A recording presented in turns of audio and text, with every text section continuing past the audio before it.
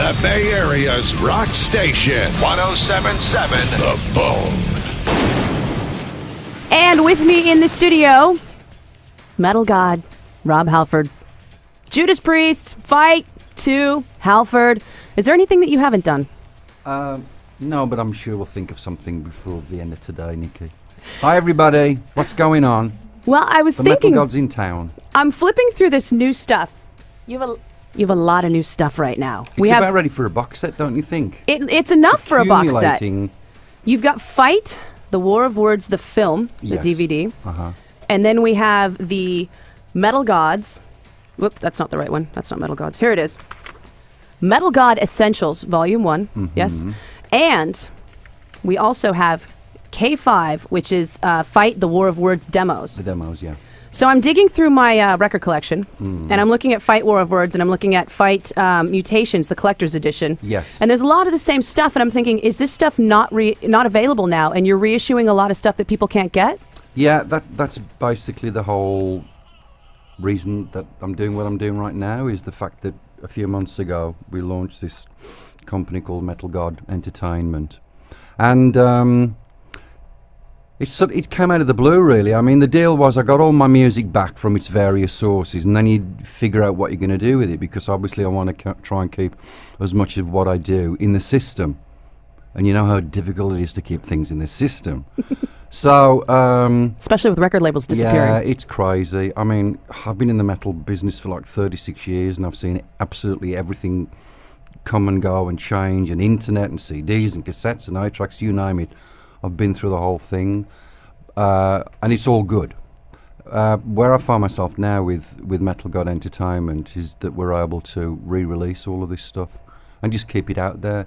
And it just goes with the belief that I've always had with whatever we do in metal. You know, it has a lifeline. It has a long journey to take.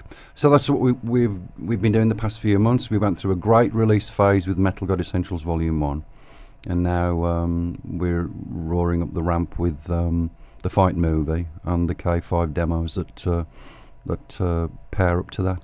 But there's other stuff that we've got, in the pipeline that'll be coming out later this year, next year, whenever. So that's the question: is what would be the next thing? Is there new material coming from Fight? Do you still work with those guys? Well, I don't know. You see, we had the reason I'm in town today is because we've got the movie premiere tonight, which we'll talk about later. So I was in New York last week. I've been doing so many things in so many places. Where was I? I was in New York last week, and we had the first premiere in Chelsea. That was a blast. I was there by myself. And then a few days ago, we were at Man's Chinese in Hollywood, which is incredible. But we actually brought the band back together for the first time in ever. And so Scott Travis was there, who, as you know, plays with me and Priest, drummer for Priest. JJ and Brian, bass player and guitar player, they're from Toledo, Ohio. Russ Parrish, who's still in Los Angeles. So we were all in each other's company for the first time in over 10 years, and it was just great. I mean, we'd kept in touch as much as you can with the instant messaging and the texting and the emails and the texting and all that kind of stuff. But we're actually, when you're in each other's company, it's just a really cool vibe. So we didn't really make any decisions. We're just enjoying this moment, and there's just an incredible amount of feedback coming from an enormous amount of Fight fans that are still out there around the world, particularly here in America. I remember what Fight played in the Bay Area when we first went out in the mid-90s. So, it's like never say never. The Eagles are never going to reunite, and they did. So David was never going to go back to Van Halen, and he did. So, it's all good. There's a possibility. We'll see. Nothing scheduled, but it's not ruled out. Yeah, and it's just a calendar. I'm just so slammed with work, which again is a good thing, and it's just finding the time to make all these things happen. But we had a great night out in Hollywood a few days ago, and who knows what might come of that. So what is the next thing on the pipeline then? Since you got all of this material back, the next thing that you are working on to put out? We're looking at the footage from the Rock in Rio show that I did in 2001, 2002. I went down there and played with Iron Maiden, and that's a spectacular event. You probably heard about it. There's about 250,000 people show up each time, and that particular year Maiden were headlining the bill, and the Halford band were special guests on that show. So we performed at that amazing event, and we filmed everything. And Robert Menendez, who's the owner, was very gracious. He said, let me keep all this footage for my own use for a couple of years, and then I'll give it all back to you, which is what he's done. So we're looking at it, and it's all in high def, and it looks fantastic. So that's the next thing that we're planning to release. How hands-on are you with that? I mean, will you be in the editing room, or will they bring you finished products and you'll say, I like that, or I don't like that? Yeah, that's the only way I can do it, Nikki, because it's just crazy. Too much. I got too much to do. So I work with incredibly talented people, and they just send me the stuff, and I go, yeah, no, yeah, okay, change, blah, blah, blah. But I am directly involved in what finally goes out to the fans. That's the best way to do it.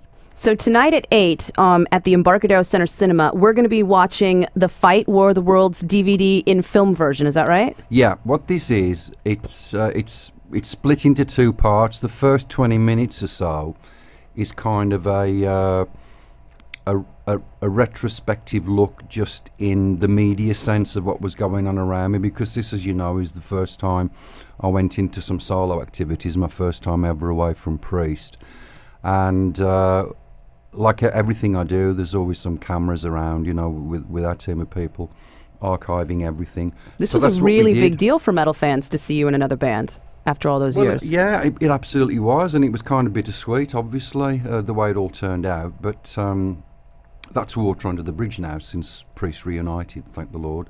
But yeah, so the first 20 minutes is like the media reaction to what was going on. It's me finding the players, going in the studio, going to Amsterdam where we made the record, and then the bulk of the piece is the live performance of the Fight band, and it runs in sequential order of the War of Words release, which I think is kind of cool.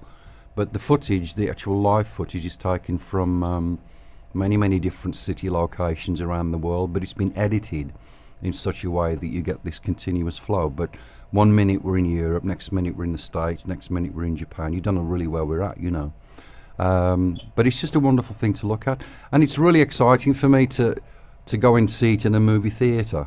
I mean, I'm not the first person to do this, but when you actually go into a movie theatre and everybody's there, and they've got the popcorn, they've got the Pepsi topped up with Jack Daniels, and they're just going crazy and jumping up and down the seats, and it's just spectacular, and the big 5.1 surround, and it's great for the fans, and it's a great moment for me. So we're having a really cool time with it right now. It's got that larger-than-life, old-school feel that you don't get from a DVD in your home. Yeah, especially when you see my big, shiny, bald head stuck in your face, 30 feet across.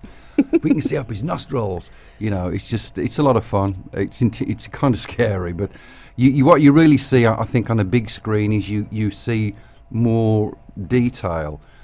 All metal bands are larger than life just by definition, because of the enormous racket that we make, the noise that we pour out. But when you actually zoom in and feature on the personalities of the players, like JJ, our bass player, who's like this, the most evil demon god bass player on the planet, he's just terrific to watch, as are all the other players. So you get to get this kind of really intimate close-up look that you can't really do if you're at the back of the venue, for example. So that's kind of cool, as well as many of the things that are going on in the film. I've watched it this morning, and I can definitely agree that the live footage on this is absolutely amazing. People will just be blown away by it, especially tonight at 8 o'clock at the Embarcadero Cinema, where it's going to be shown on the big screen. Rob is going to be present at the screening and hanging out afterwards, maybe doing a little Q&A, maybe giving a little speech. Q&A, yeah. Hopefully, find me a mic if you guys are listening down there, because I tried to do that in Hollywood the other day, and they hadn't got a microphone, and it's a bit difficult. Yeah, of all places. But it's great to do that, and I don't really get that much of a chance to get one-on-one with the fans and shake hands and thank them for all the great love and support that they've given me in what I do in metal. So we're going to be doing that and taking some pictures, and bring your stuff and I'll sign it, and we'll just hang out and have a good time together. And I've got about 20 pair of tickets to give away to this thing. So how about we give away 10 pair now? And if you can stick around, Rob, I got a few more questions to ask you. I'll be here. Excellent. Let me start us off with Breaking the Law, live with the Halford Band on 107.7 The Bone. 107.7 The Bone. Streaming online at 1077thebone.com.